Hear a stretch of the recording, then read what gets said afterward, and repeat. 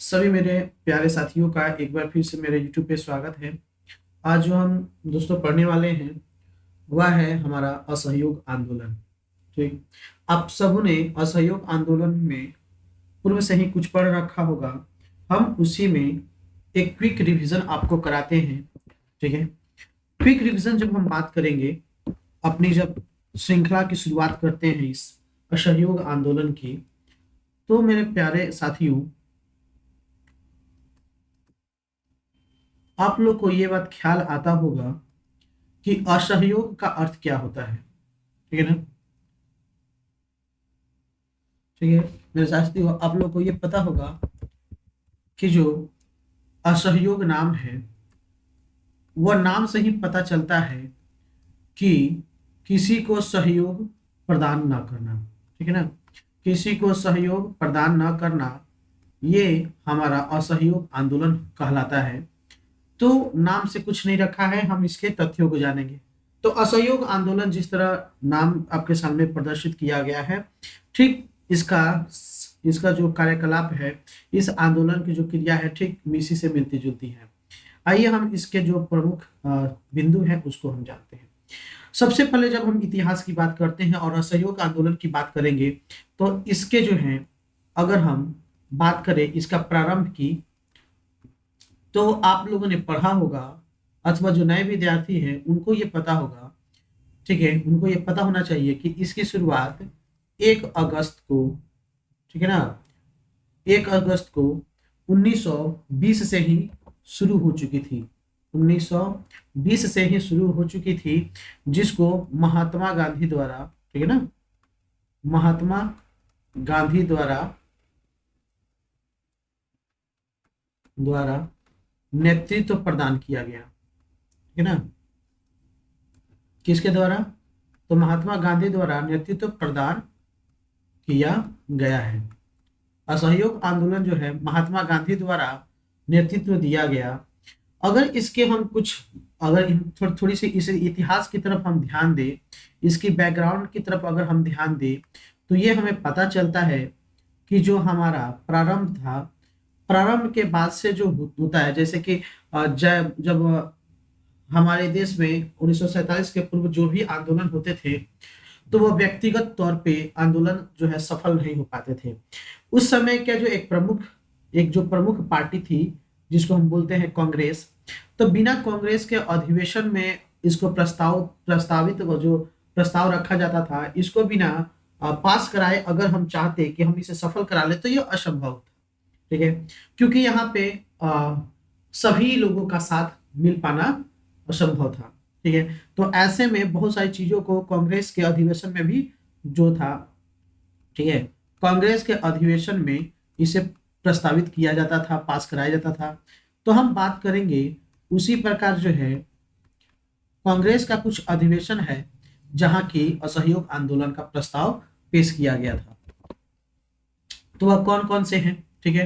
तो हम इसमें दो बात करते हैं। ठीक है, इसमें हम दो बात करते हैं, एक विशेष अधिवेशनों की, ठीक है, और एक जो था वार्षिक अधिवेशन।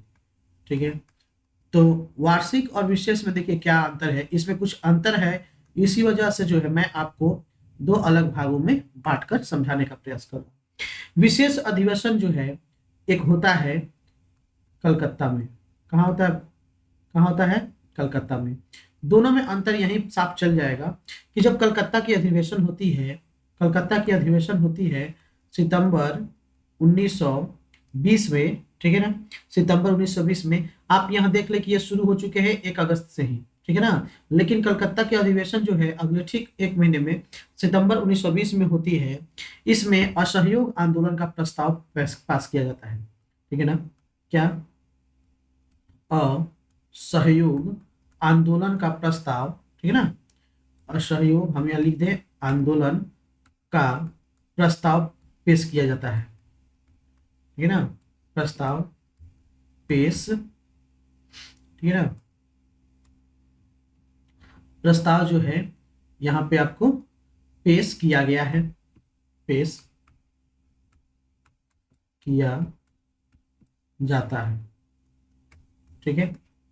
थोड़ा इलेक्ट्रिक और ऐसे बोल सकते हैं, डिजिटल बोर्ड पे थोड़ा लिखने का अभी अभ्यास मेरा कम है, इसी वजह से ये कुछ इसको कह सकते हैं कि अच्छे तरीके से ना लिख पा रहा हूँ। तो ये सी चीजें जो है चल रही हैं।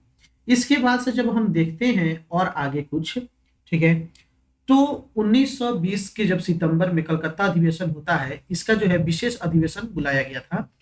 तो इसमें देखा जाता है कि असहयोग आंदोलन का प्रस्ताव पेश किया जाता है, ठीक है। इसमें भी जो है दो बिंदु निकल के सामने आते हैं, ठीक है। दो बिंदु निकल के सामने आने का मतलब क्या है कि जब हम कलकत्ता का अधिवेशन की बात करते हैं तो यहाँ पे दो और मुख्य बातें समझ में सामने आती हैं, जो इसके प्रस्तावक के तौर पर अगर देखा जाए, ठीक है ना, अगर प्रस्तावक के तौर पर अगर हम बात करें तो आपको तो पता है कि महात्मा गांधी शुरू करने वाले होंगे, तो इसके प्रस्तावक भी महात्मा गांधी ही थे। इसके प्रस्तावक कौन थे? महात्मा गांधी। लेकिन लेकिन इसमें कुछ ऐसे भी थे जो इसके विरोध में थे, ठीक है। क्या थे सर? इसके विरोध में थे। तो विरोधी कौन हो सकते हैं?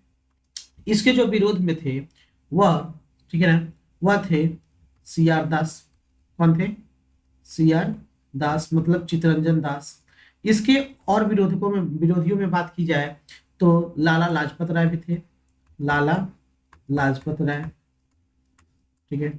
तो लाजपत राय भी इसके विरोधियों में थे। अगर हम आगे बात करें तो इसमें एनी बेसेंट भी इनके विरोधी में थी, ठीक है ना। एनी, ठीक है ना, एनी बेसेंट भी विरोधियों की भूमिका में थी। तो जैसे जैसे आपको ये पता चल रहा है कि जितने भी ये चीजें चल रही थी, मतलब कि आप यहां देख रहे हैं कि इसका प्रारंभ 1 अगस्त 1920 को हो रहा है। महात्मा गांधी द्वारा इसका नेतृत्व प्रदान किया जा रहा है, लेकिन इसको कांग्रेस के अधिवेशन में पास कराना अनिवार्य है जिससे कि सभी नेताओं का सहयोग मिल सके। तो इसके विशेष अधिवेशन जब कलकत्ता में सितंबर 1920 में गांधी जी इसका प्रस्ताव पेश करते हैं, तो इस प्रस्ताव के विरोध में चित्तरंजन दास आ जाते हैं, लाला लाजपत राय आ जाते हैं, एनी बेसेंट आ जाती हैं, ठीक है। तो जाहिर सी बात है कि कुछ जो है इनके विरोध में होते हैं कि नहीं, ऐसा नहीं किया जाना चाहिए। यही जो है चित्तरंजन दास, ठीक है, यही चित्तरंजन दास जो है बाद में हम आगे देखेंगे तो इसके सपोर्ट में भी आएंगे। आइए इससे पहले हम थोड़ा कुछ समझ लें, ठीक है, फिर उनके बारे में कुछ और चीजें बातें आगे की जाएगी। और वार्षिक अधिवेशन जब होता है, विशेष अधिवेशन के बाद से जब वार्षिक अधिवेशन की बात आती है, तो वार्षिक अधिवेशन होता है, इसका स्थान जो होता है, ठीक है ना, इसका स्थान जो है नागपुर में, ठीक है। नागपुर में जब इसका दिसंबर, ठीक है ना, 1920, ठीक है ना, जब दिसंबर 1920 में असहयोग आंदोलन को पुनः जो है प्रस्ताव लाया जाता है, ठीक है, पुनः प्रस्ताव को प्रस्तुत किया जाता है, प्रस्ताव को, ठीक है, प्रस्ताव को प्रस्तुत किया जाता है, ठीक है। जब इसको प्रस्ताव को प्रस्तुत किया जाता है तो आप यहां देखेंगे कि इन इन 2-3 महीनों में, सितंबर के बाद अक्टूबर नवंबर में ही, इन 2 महीनों में इसके सपोर्ट में एक व्यक्ति आ जाते हैं। एक सपोर्ट में जो है, इनके सपोर्ट में एक व्यक्ति आ जाते हैं जिनका जो नाम है, ठीक है ना सर, इनका जो नाम है, थोड़ा एक बार देख लिया जाए, ठीक है। इनका जो नाम है वह है सी आर दास। क्या है? सी आर दास। अर्थात जो प्रस्ताव पेश करते हैं सी आर दास, वह पहले तो इसके विरोध में होते हैं लेकिन बाद में इसके जो है समर्थन में आ जाते हैं, ठीक है। तो ये चीजें हो जाती हैं। फिर इसके जब बाद हम बात करते हैं, ठीक है, इसमें तो बहुत सारी चीजें हैं। जब हम इसके आगे की तरफ बढ़ते हैं तो हमको ये भी चीज समझ में आता है, ठीक है, जब हम और आगे की तरफ बढ़ते हैं तो बातें और क्लियर होती जाती हैं। और ये बातें ये है कि जब इसके प्रोग्राम को शुरू किया जाता है तो कई सारे लोग जो है उपाधियों का त्याग करते हैं, ठीक है ना, चूंकि हम विरोध कर रहे हैं किसका? अंग्रेजों का, ठीक है ना। किसका विरोध कर रहे हैं? अंग्रेजों का। तो कई लोग उपाधियों का जो है अपना त्याग करते हैं। क्या करते हैं? त्याग करते हैं। तो आइए हम जानते हैं कि ऐसे कौन कौन व्यक्ति थे जिन्होंने अपनी उपाधियों का त्याग किया। तो पहला नंबर में तो आता है महात्मा गांधी का नाम। ठीक है ना, महात्मा गांधी का नाम आता है जिन्होंने कैसर, ठीक है, ए हिंद को त्याग किया था। कैसर ए हिंद को त्याग किया था। ठीक है, तो कैसर ए हिंद इनको ये किन्हें मिला था? ठीक है ना, महात्मा गांधी को मिला था। किन्हें मिला था? महात्मा गांधी को कैसर ए हिंद की उपाधि से नवाजा गया था। ये कब मिला था कैसर ए हिंद? ये जो था जब ये दक्षिण अफ्रीका में थे।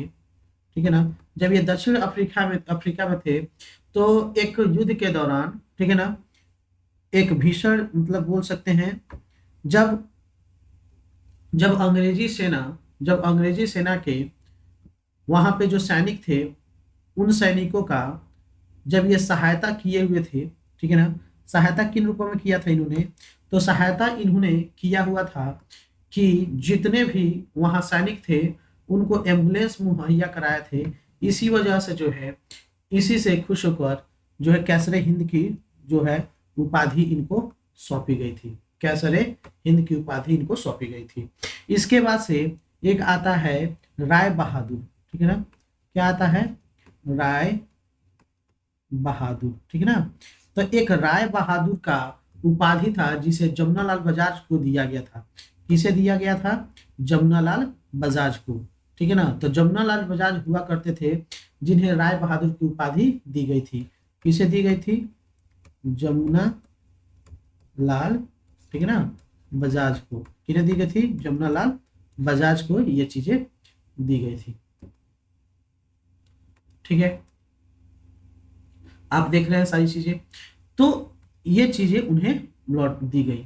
ठीक है, बात समझ में आ रही है आपको? ठीक है ना, चलिए आगे की तरफ हम बढ़ते हैं।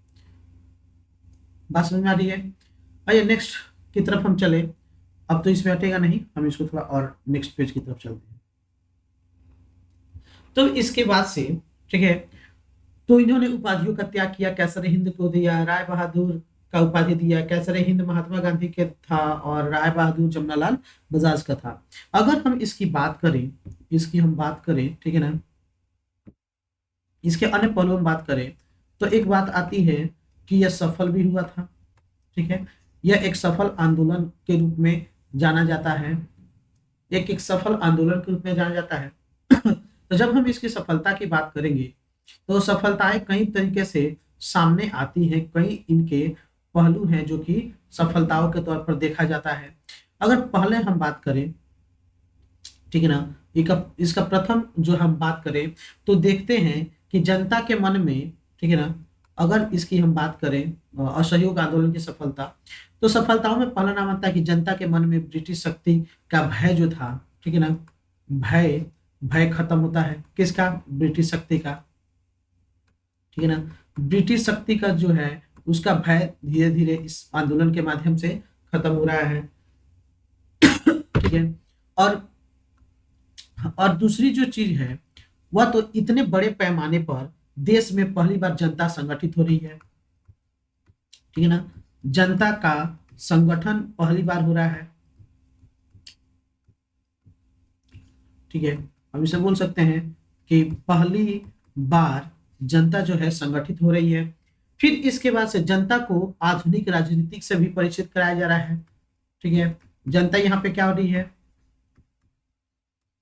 कि आधुनिक राजनीतिक, ठीक है,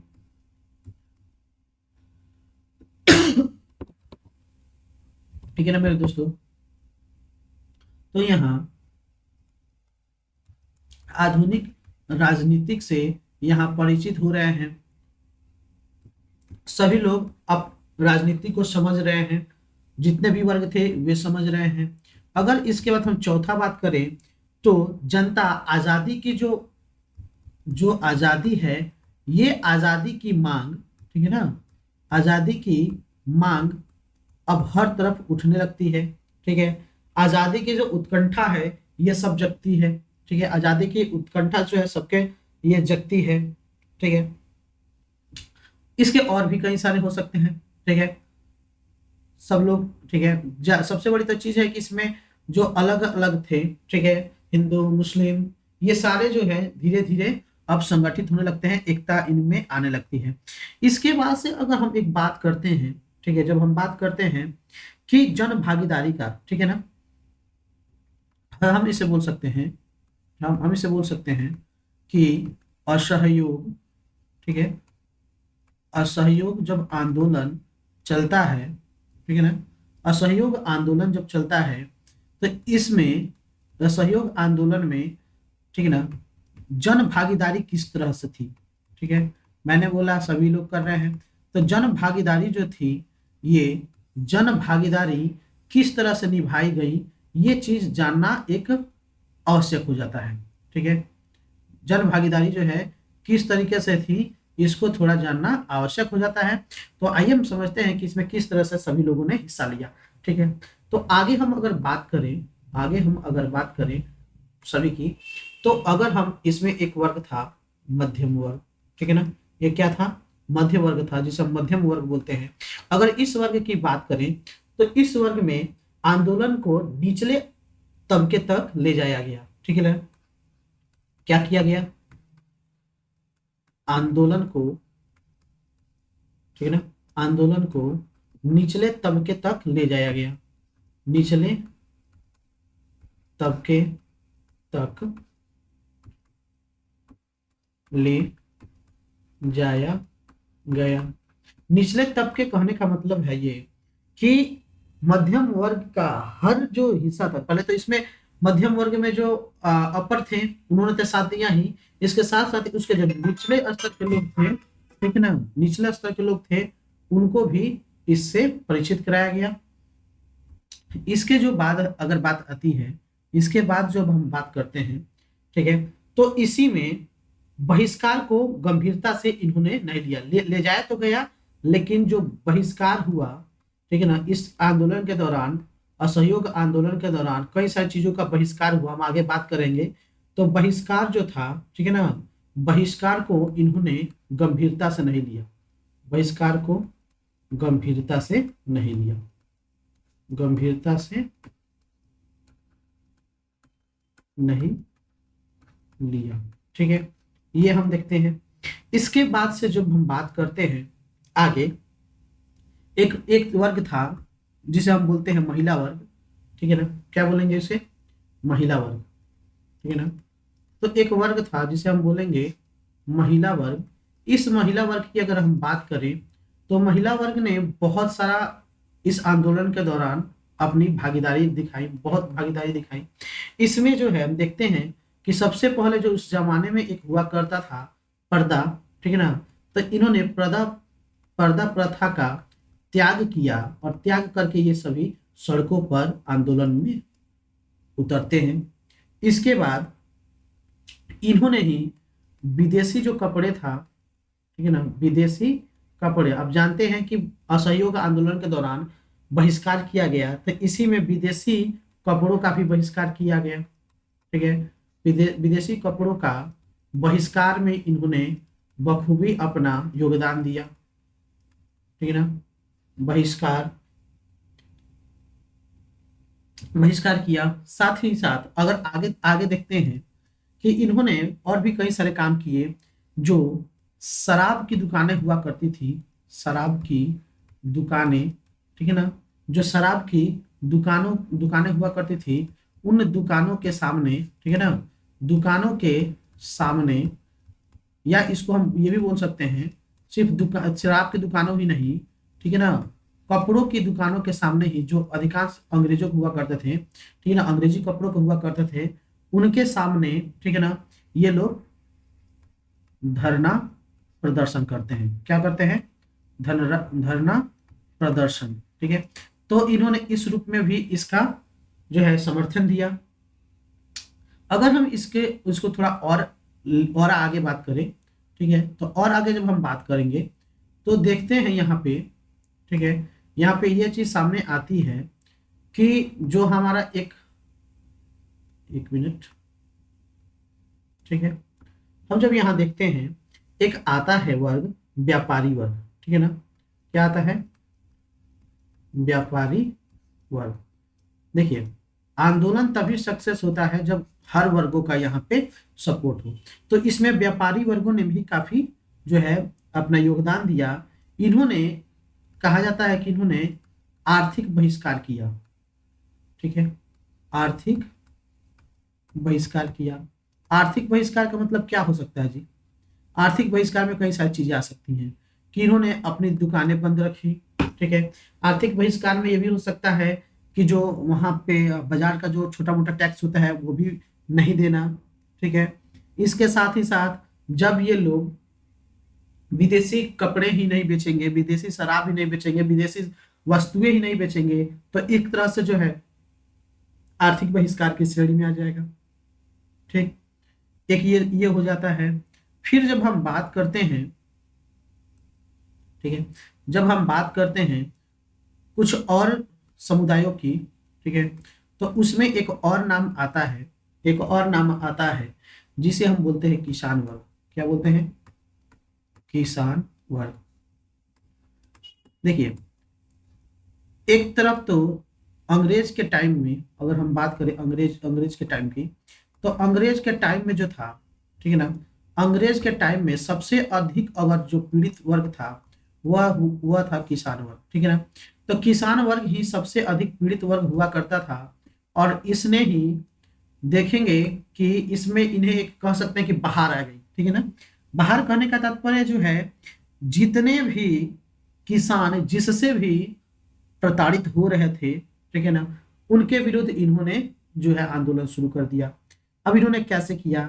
ठीक है ना, तो सबसे पहले तो इन्होंने जो जमींदार हुआ करते थे, ठीक है ना, जो जमींदार हुआ करते थे और जो व्यापारी हुआ करते थे, ठीक है ना, व्यापारी, ठीक है ना, जो व्यापारी हुआ करते थे, क्योंकि व्यापारियों से इन्होंने काफी कर्जे भी ले रखते थे। और जमींदार जो इनको, इनकी जो खेती वगैरह हुआ करती थी, फसल हुआ करते थे, जो इनका टैक्स प्रणाली हुआ करती थी, वसूलने का काम तो सभी इन्हीं के पास हुआ करता था। तो जहां अत्याचार ज्यादा था, तो इसी आंदोलन के दौरान इन लोगों ने जमींदारों से, व्यापारियों से भी आंदोलन करना शुरू कर दिया। एक एक तरह से कह सकते हैं कि किसान वर्ग जो है एक अलग ही आंदोलन में था। यानी बोल सकते हैं कि असहयोग आंदोलन के नाम पे ये जो थे, जो जिसके इसका उद्देश्य था कि हम अपने अंग्रेजों से शासन के लिए लड़ रहे हैं, स्वशासन के लिए लड़ रहे हैं, उन्हें जो है घुटनों के बल टेकाना है। तो हम जो है किसान वर्ग यहाँ इस नींव से शुरू कर रहे हैं, मतलब यहाँ इस पॉइंट से शुरू कर रहे हैं कि हम जमींदारों से, व्यापारियों से लड़ेंगे। क्योंकि वो जानते थे कि जमींदार जो थे वह कहीं ना कहीं जो है अंग्रेज का ही एक हिस्सा थे। अंग्रेज के जो है नक्शे कदम पर चलने वाले ये लोग थे। ठीक है, ये हो गया। एक वर्ग और था, ठीक है, एक वर्ग और था, ठीक है ना, उस वर्ग में अगर हम जोड़े तो वह वर्ग जो हुआ करता था, ठीक है, इसको हम, ठीक है, एक वर्ग और हुआ करता था जिसे हम बोलते थे छात्र वर्ग। क्या? छात्र वर्ग। ठीक है, छात्र वर्ग। और इसी में हम मान लें कि सरकारी जो थे, सरकारी जो कर्मचारी थे, इनको भी ले लिया जाए, तो इन्होंने बहुत ही सक्रिय भूमिका निभाया। ठीक है, सक्रिय भूमिका, इनकी जो भूमिकाएं थी वह काफी अन्य की अपेक्षा ये सक्रिय थी। क्यों सक्रिय थी? तो इन्होंने इन्होंने जो है सरकारी कॉलेज जाना बंद कर दिया। क्या? सरकारी कॉलेज जाना बंद कर दिया। दोस्तों जो है यहाँ एक इसका जो पेन है, पेन में थोड़ी प्रॉब्लम है, इस वजह से इस तरह से लिख लिख पा रहे हैं। तो सरकारी कॉलेज जो था इन्हों में जाना बंद कर दिया। विद्यालयों में बच्चे नहीं जाने लगे। ठीक है, विद्यालयों में लोग मतलब जाना छोड़ दिए। तो हालांकि सबसे ज्यादा प्रभाव कॉलेजों में पड़ा था। कहा जाता है कि जब राजेंद्र प्रसाद की थी या किसी और की थी, हमारे बिहार के ही अंतिम सेमेस्टर में ही उन्होंने जो है विद्यालय जाना या कॉलेज जाना छोड़ दिया था। ठीक, और स्कूलों का इन्होंने क्या किया था? सरकारी कॉलेज और विद्यालयों का इन्होंने बहिष्कार किया। और जितने भी वकील थे वकालत छोड़ने गए। ठीक है, जितने भी वकील थे उस वक्त के, सभी वकालत छोड़ने लगे। जितने भी सरकारी पद में कर्मचारी थे वो सभी कर्मचारी जो है अपने पद से इस्तीफा देने लगे। ठीक है, बातें इतनी समझ में आ रही है। हम जो है यहाँ पे बहुत ही एक शॉर्ट लेकर चल रहे हैं। ठीक है, हम एक शॉर्ट जो है लेकर इसको चल रहे हैं। चलिए आगे हम इसको देखें। अब जो बात आती है एक अगला, वह ये चीज होता है कि असहयोग आंदोलन का प्रभाव। ठीक है ना, हम इसको क्या बोल सकते हैं, असहयोग आंदोलन, असहयोग आंदोलन का प्रभाव। ठीक है, तो मेरे दोस्तों, असहयोग आंदोलन के जब हम प्रभाव की बात करेंगे तो एक बात जो है सामने आएंगी आपको कि इसमें जब हम देखेंगे कि जब आंदोलन शुरू होता है तो एक विचार उत्पन्न होता है। ठीक है ना, एक विचार उत्पन्न होता है जिसे हम बोलते हैं राष्ट्रवादी। ठीक है ना, तो राष्ट्रवादी किसको बोलते हैं, जो राष्ट्र के बारे में उसको ज्यादा से ज्यादा सोच बढ़ती है। तो राष्ट्रवादी भावना का जो राष्ट्रवादी भावना है, ठीक है ना, राष्ट्रवाद की जो भावना है, ठीक है ना, यह भावना देश के कोने कोने में, ठीक है, देश के कोने कोने में पहुंचती है। ठीक है ना, तो देश के कोने कोने में राष्ट्रवादी की भावना, ठीक है, वह पहुंच गई थी। ठीक है ना, क्या हुई, राष्ट्रवादी की भावना देश के कोने कोने में पहुंच गई। क्यों पहुंच गई, कि यह एक छोटा मोटा आंदोलन तो था नहीं, इसकी रेडियो पर प्रसारण, अन्य माध्यमों से प्रसारण जो है होता रहता था।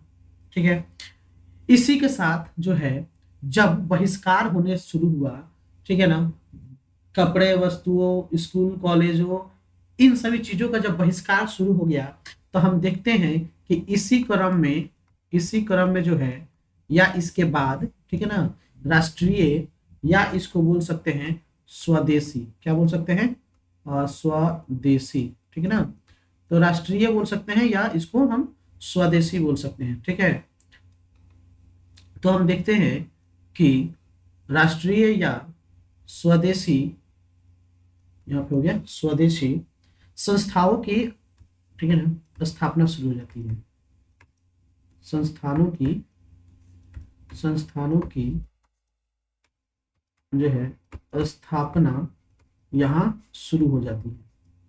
ठीक है, यहाँ पे हम अब अभी बात करेंगे, ठीक है, इसके आगे हम लोग बात करेंगे कि कौन कौन सी जो है संस्थाएं शुरू होती है और कब कब शुरू होती है। ठीक है, और प्रभाव में तो सबसे बड़ी जो चीज थी, इसका जो मूल मूल जो इसका बात आता है, ठीक है ना, वह तो सबसे बेहद जो मूल इसके मूल में था कि वो असहयोग करना है। ठीक है, हर माध्यम से असहयोग करना है।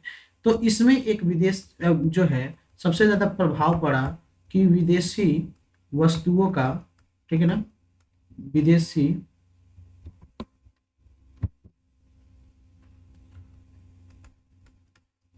विदेशी देखिए वस्तुओं का इसमें जो बहिष्कार था ये सबसे ज्यादा देखा गया। ठीक है ना, ये सारा चीज देखा गया। तो ये इसके प्रमुख प्रभावों में थे, हालांकि इसके अगल बगल से बहुत सारी प्रभाव जो हैं देखने के लिए मिलती हैं। चलिए, अभी अभी हमने जो बात किया कि बहुत सारे जो है राष्ट्रीय स्वदेशी संस्थाओं का इसने स्थापना किया, तो इसके अंतर्गत जब हम बात करेंगे तो यहाँ पे एक चीज देखने के लिए मिलता है कि यहाँ पे, ठीक है, यहाँ पे 4 विद्यापीठ, ठीक है ना, 4 विद्यापीठ की स्थापना होती है। ठीक है ना, 4 विद्यापीठ की स्थापना होती है।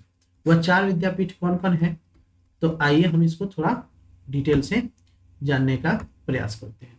ठीक है, तो सबसे अगर पहला देखा जाए तो पहला नाम आता है, ठीक है ना, चूंकि जो है 4 विद्यापीठ जो थे, यह सिर्फ असहयोग आंदोलन में ही नहीं चले, असहयोग आंदोलन से तो शुरू हुए, लेकिन उसके पहले भी एक जो था 1900, ठीक है ना, 1916 का 16 का एक इसमें था, ठीक है ना, उसका नाम था, ठीक है ना, बनारस ठीक है ना, बनारस हिंदू,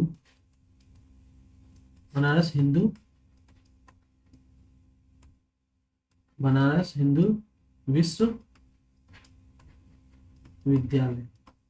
तो बनारस हिंदू विश्वविद्यालय इससे पूर्व ही बनाया गया था 1916 में।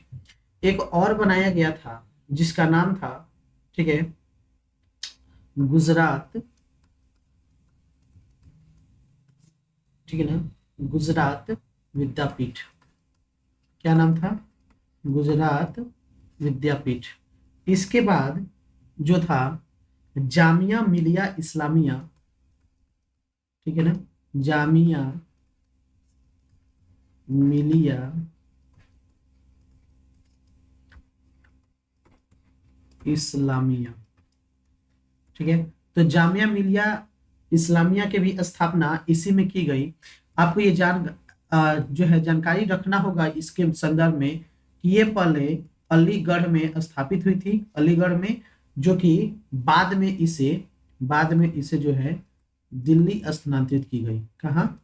दिल्ली स्थानांतरित, दिल्ली स्थानांतरित इसको किया गया था, ठीक है। इसके बाद से जो था, इसके बाद एक और था, इसका नाम था जी काशी, ठीक है ना। काशी कहाँ है? काशी है, आपको बनारस बोलते हैं, वाराणसी बोलते हैं, ठीक है। तो काशी विद्यापीठ की, ठीक है ना, काशी विद्यापीठ की भी यहाँ पे स्थापना की गई थी, ठीक है ना। काशी विद्यापीठ की भी स्थापना की गई थी। काशी अब जानते हैं कहाँ है? बनारस, जिसको आज हम वाराणसी भी बोलते हैं, ठीक है, वाराणसी भी बोलते हैं। अगर हम इसके सन की बात करें, ठीक है, तो गुजरात जो विद्यापीठ शुरू हुआ था, गुजरात विद्यापीठ, ये 1920 में हुआ था। तीसरा जब हम बात करेंगे जामिया मिलिया, ये भी 1920 में इसका स्थापना हुआ था।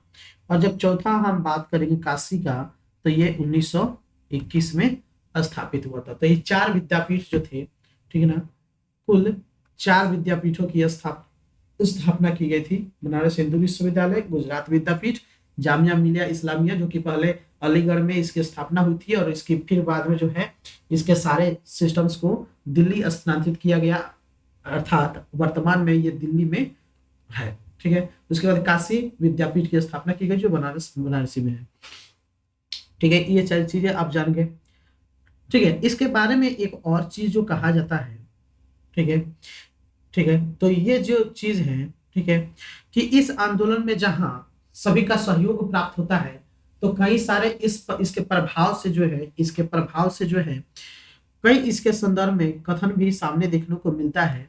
जो कि एक कथन आता है डॉक्टर मुंजे का। किसका कथन आता है? डॉक्टर मुंजे का। डॉक्टर मुंजे जो कथन देते हैं, उन्होंने ये कहा कि, ठीक है, हम यहाँ थोड़ा और डार्क करते हैं, ठीक है। तो डॉक्टर मुंजे का कथन था कि असहयोग आंदोलन वापस लेने पर, अच्छा ठीक है, एक चीज हम आप इसको जानेंगे, ठीक है ना, यहाँ आप जानेंगे थोड़ी देर के बाद, इसको हम जानेंगे डॉक्टर मुंजे का। इस दौरान जो है एक कथन था, ठीक है, इसको हम बाद में जानेंगे। एक कथन था रविंद्रनाथ टैगोर के बारे में। किसके बारे में? रविंद्रनाथ टैगोर। हम जानेंगे एक कथन जो है रविंद्रनाथ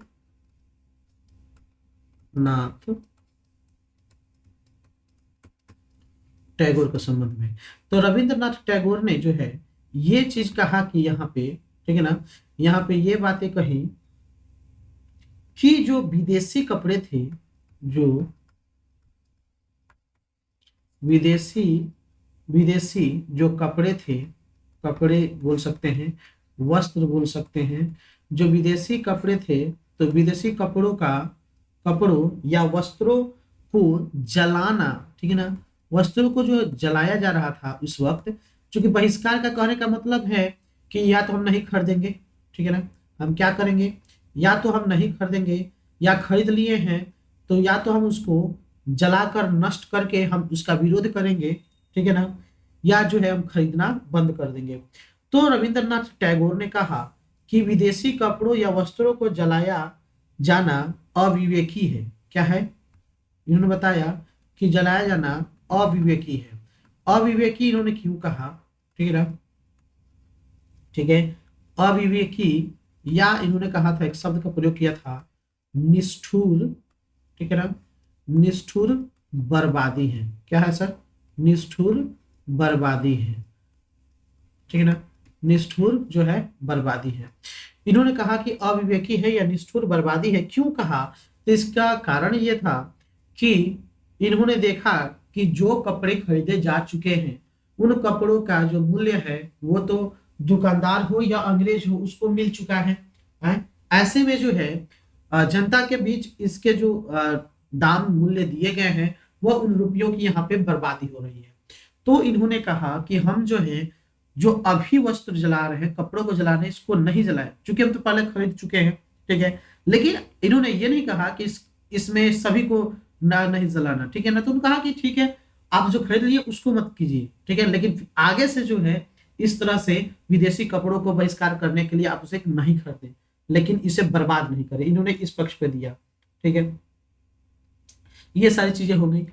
इसके बाद से अगर हम बात करते हैं, ठीक है, इसके बाद हम एक बात करते हैं कि जब ये आंदोलन चल रहा था, असहयोग आंदोलन चल रहा था, ठीक है ना, तो असहयोग आंदोलन के समय एक प्रमुख घटना घटती है।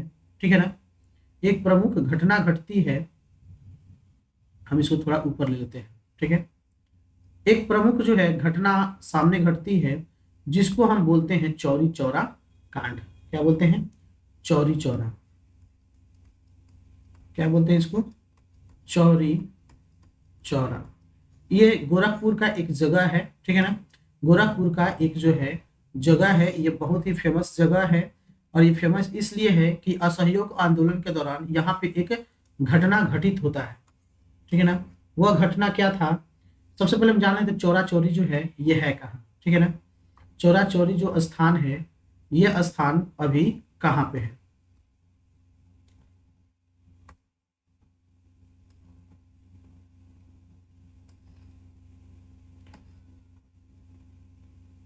तो जब हम चौरा चौरी की बात करते हैं तो चौरा चौरी का जो स्थान है यह स्थान जो है गोरखपुर में है। क्या है? यह स्थान जो है गोरखपुर में देखने को मिलता है। गोरखपुर कहाँ है? यूपी में। तो गोरखपुर के यूपी में, उत्तर प्रदेश में चौरा चौरी जो है यह स्थान है। इस स्थान पर असहयोग के आंदोलन के दौरान एक, बोल सकते थे, क्रूड भीड़। ठीक है ना? एक क्रूड भीड़ ने, ठीक है, यहाँ पे एक स्थान हुआ करता था पुलिस चौकी का। ठीक है ना? एक पुलिस चौकी हुआ करता था। तो पुलिस चौकी पर इन्होंने हमला कर दिया। पुलिस चौकी पर इन्होंने हमला किया। किन्होंने? आंदोलनकारियों ने। आंदोलनकारियों ने जो है इसको हमला किया। और ये कब किया? तो ये किया 4 फरवरी को। ठीक है ना? 4 फरवरी 1922 को। कब किया? 4 फरवरी 1922 को। कहाँ पे? चौरा चौरी पे एक पुलिस चौकी हुआ करता था, उस पे इन्होंने क्या किया कि इस पुलिस चौकी को इन्होंने, पुलिस चौकी में ही जो था चौरा चौरी का पुलिस चौकी जो हुआ करता था, पुलिस चौकी, इस पे इन्होंने आग लगा दिया। क्या किया? आग लगा दिया। अब आग इस कदर लगाया कि यहाँ पे, ठीक है ना, इस जो है पुलिस चौकी में कुल मौजूद यहाँ थे, मौजूद तो ज्यादा थे, लेकिन यहाँ पे 23 ऐसे सिपाही थे। ठीक है ना? ऐसे सिपाही थे जो आग की लपेट में, ठीक है ना, क्या हुआ? आग की लपेट में आ गए। आग की लपेट में, लपेट में आ गए। आग की लपेट में लपेटा गए। ठीक है, जिनके वजह से जिंदा इनकी मृत्यु हो गई। ठीक है ना? जिंदा जलकर मर गए। अब ऐसे में जो है, ऐसे में यहाँ पे गांधी जी द्वारा महत्वपूर्ण निर्णय लिया जाता है। गांधी जी द्वारा महत्वपूर्ण निर्णय लिया जाता है। वह होता है 22 फरवरी का दिन। ठीक है, 22 बोल रहा हूँ, 12 फरवरी, ठीक है ना। 12 फरवरी का दिन हुआ करता है, 12 फरवरी का, जो 12 फरवरी 1922, ठीक है ना। तो 12 फरवरी 1922 का वो महत्वपूर्ण दिन होता है, जिस दिन जिस दिन गांधी जी अस- असहयोग आंदोलन को स्थगित करने का, ठीक है, असहयोग आंदोलन को आंदोलन को स्थगित करने का निर्णय लेते हैं। ठीक है ना, कौन लेते हैं? गांधी जी। कौन लेते हैं? तो गांधी जी। गांधी जी असहयोग आंदोलन को स्थगित करने का निर्णय लेते हैं यहाँ पे।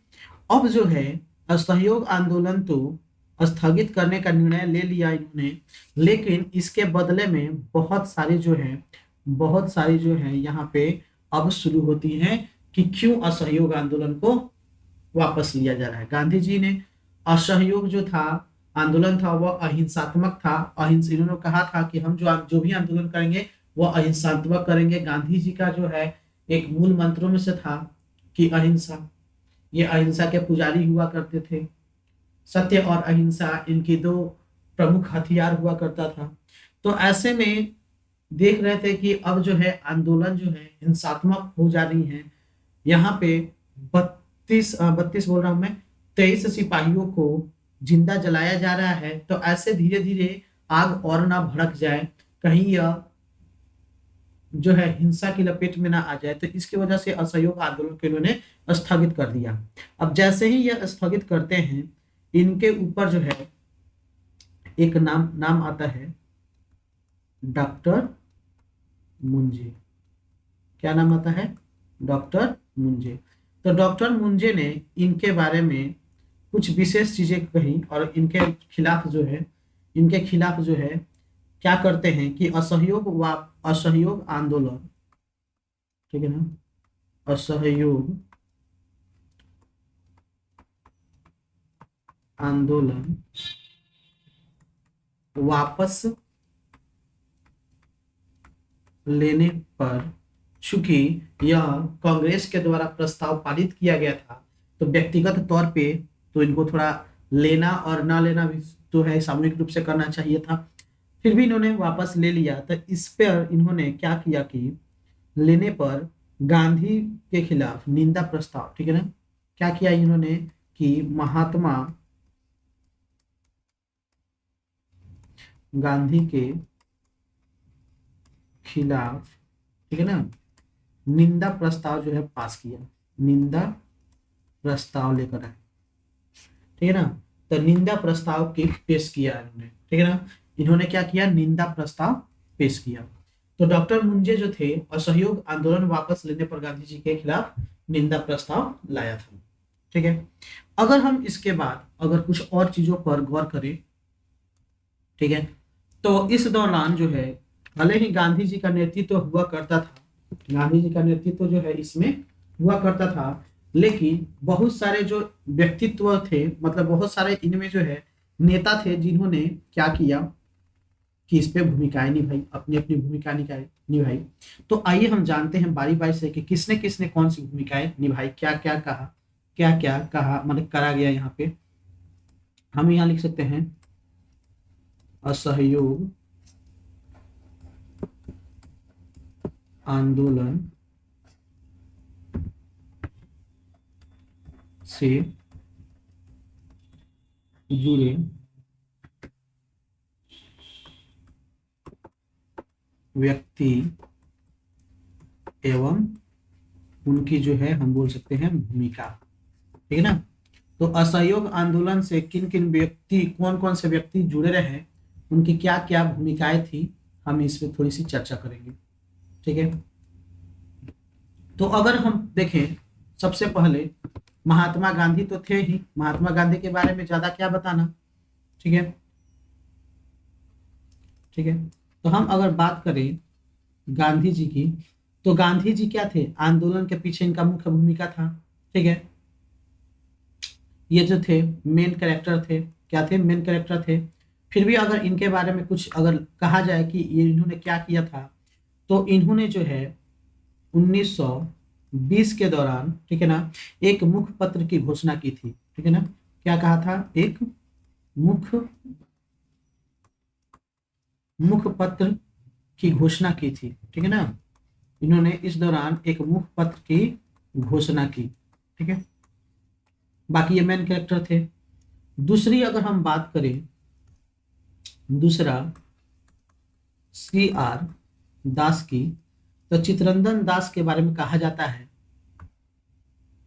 चित्तरंजन जो दास थे 1920 में, ठीक है ना, आपको याद होगा कि 1920 में ही कलकत्ता अधिवेशन हुआ था और 1920 में ही वार्षिक अधिवेशन हुआ था। ठीक है, और दो अधिवेशन यहाँ पे हुए थे। पहला जो अधिवेशन था कि विशेष अधिवेशन जो कलकत्ता में सितंबर 1920 में हुआ था, जहां असहयोग का प्रस्ताव प्रस्तुत किए थे महात्मा गांधी। वहीं वार्षिक अधिवेशन जो नागपुर में हुआ था दिसंबर 1920 में, ठीक है ना, तो दिसंबर 1920 का जो था, हम यहाँ लिख सकते हैं दिसंबर 1920 में जो यहाँ पे, ठीक है, जो नागपुर का जो नागपुर का कांग्रेस का वार्षिक अधिवेशन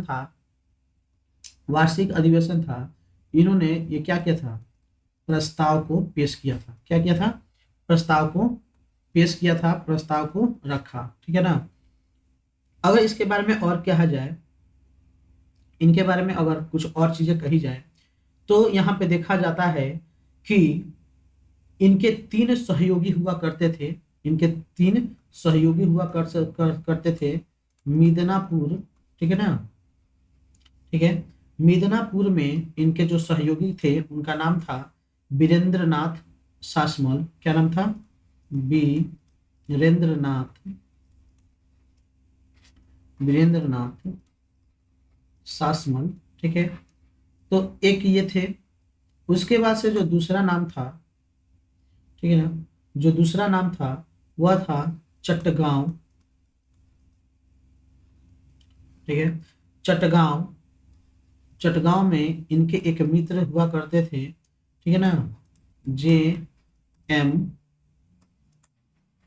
सेन गुप्ता। ठीक है, इसके बाद से इनके एक और दोस्त हुआ करते थे। ठीक है ना, इनके जो सहयोगी हुआ करते थे वह थे कलकत्ता के, ठीक है, कलकत्ता में, ठीक है ना, सुभाष चंद्र बोस।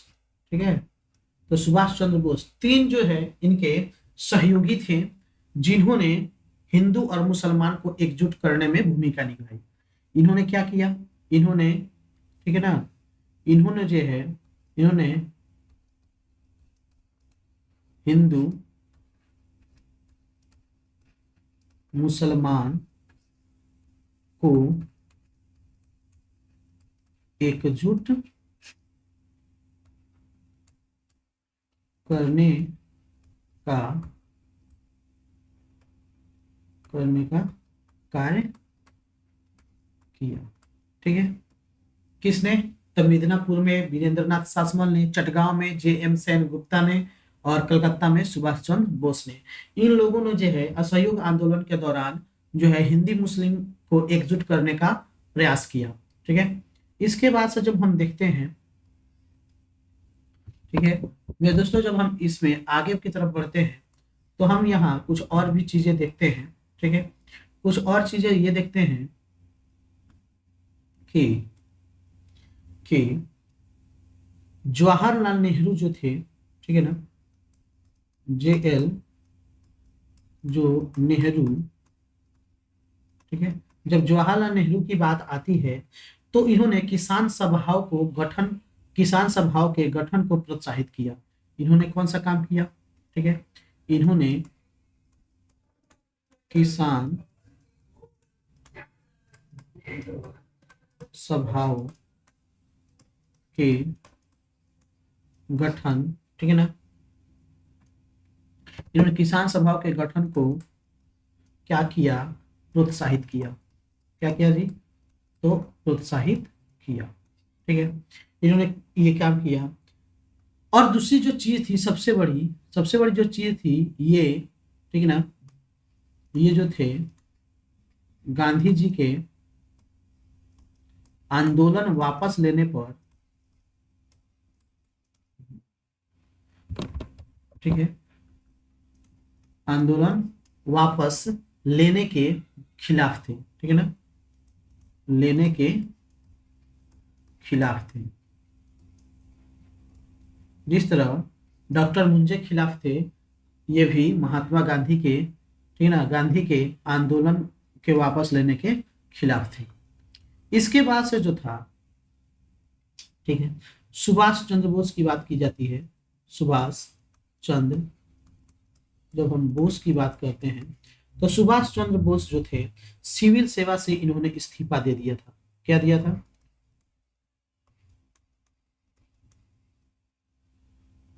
इन्होंने सिविल सेवा से इस्तीफा दिया, ठीक है ना। तो इन्होंने सिविल सेवा से इस्तीफा दे दिया। इसके साथ ही साथ इन्होंने कलकत्ता में नेशनल कॉलेज के प्राचार्य के रूप में नियुक्त हुए थे, ठीक है ना, क्या हुए थे, ठीक है। तो कलकत्ता में, ठीक है ना, इसी के दौरान, ठीक है ना, कलकत्ता के नेशनल,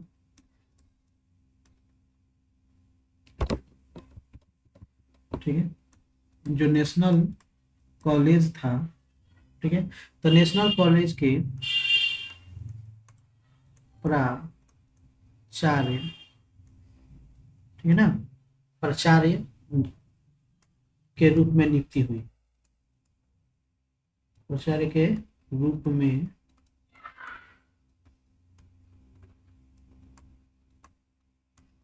नियुक्ति हुई थी इनकी, ठीक है। सुभाष चंद्र बोस का जो है इस तरह से नियुक्ति हुआ था। इसके बाद जब हम बात करते हैं कुछ आगे की तरफ, तो बात आती है एक, ठीक है ना, मोहम्मद अली की, ठीक है ना, किसकी, तो मोहम्मद अली की, ठीक है।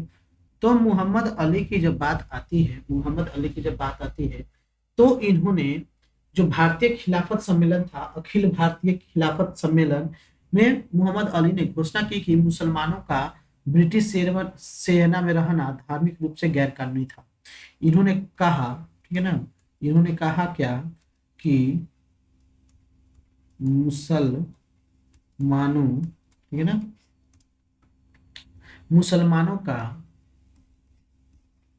मुसलमानों का ब्रिटिश आर्मी, ठीक है ना, ये एक नहीं रहेगा, ब्रिटिश आर्मी में रहना, ब्रिटिश आर्मी में रहना धार्मिक रूप से गैर कानूनी था, धार्मिक रूप से गैर कानूनी था, ठीक है ना। दोस्तों जो है, यहाँ पे जो मेरी पेन है, डिजिटल पेन है, जो काफी मोटा होने की वजह से थोड़ा पकड़ में अच्छे से ढंग से नहीं हो पा रहा है, जिसकी वजह से जो मैं अच्छे से नहीं लिख पा रहा हूँ। फिर भी जो है नॉलेज में कमी नहीं होगी, इसलिए जो है आप ज्यादा इस पर फोकस ना करें और ज्यादातर बातों पे गौर करेंगे। इसके बाद से देखा जाता है, ठीक है ना, इसमें मोतीलाल नेहरू का नाम आता है, ठीक है ना, मोतीलाल नेहरू, ठीक है ना, मोतीलाल नेहरू, जवाहरलाल नेहरू के ये पिता हुआ करते थे, मोतीलाल नेहरू। हुआ करते थे का क्या मतलब, उनके पिता ही हैं, ठीक है। तो इन्होंने अदालतों का बहिष्कार किया था। इन्होंने क्या किया था? इन्होंने अदालतों का बहिष्कार किया था। अदालतों का इन्होंने अदालतों का बहिष्कार किया था। इन्होंने अदालतों का बहिष्कार किया, ठीक है। इसके बाद से नाम आता है लाला लाजपत राय का, ठीक है। नाम आता है लाला लाजपत राय का। तो लाला लाजपत राय के बारे में कहा जाता है कि ये, ठीक है ना, प्रथम पक्षधर तो नहीं थे, प्रथम में पक्षधर, ठीक है ना, नहीं थे। पहली बार जो थे इसके पक्षधर नहीं थे, मतलब कि शुरू शुरू में जो था असहयोग आंदोलन का जो प्रस्ताव पारित हुआ उसमें ये पक्षधर नहीं थे। लेकिन बाद में जो थे, बाद में देखते हैं कि जब आंदोलन की वापसी हो रही थी, आंदोलन की जब वापसी हो रही थी, तो आंदोलन की वापसी के खिलाफ थी। मतलब शुरू में तो आए नहीं, और आए तो जाने का मन नहीं, ठीक है ना, तो वापसी के खिलाफ थे, ठीक है ना। तो ये वापसी के खिलाफ थे, अर्थात वही हुआ, पहले पक्षधर नहीं थे और बाद में आंदोलन के वापसी के खिलाफ थे। बाद में क्या हुआ कि बाद में ये वापसी के खिलाफ होने लगे। इसके बाद से जो था सरदार वल्लभ भाई पटेल के बारे में बात की जाती है, ठीक है। सरदार वल्लभ भाई पटेल, ठीक है ना। तो सरदार वल्लभ भाई पटेल की अगर बात की जाए तो सरदार वल्लभ भाई पटेल के बारे में एक चीज बड़ा इंटरेस्टिंग बात सामने आती है कि इन्होंने गुजरात में, ठीक है ना, इन्होंने गुजरात के अंदर आंदोलन का प्रसार किया, ठीक है ना।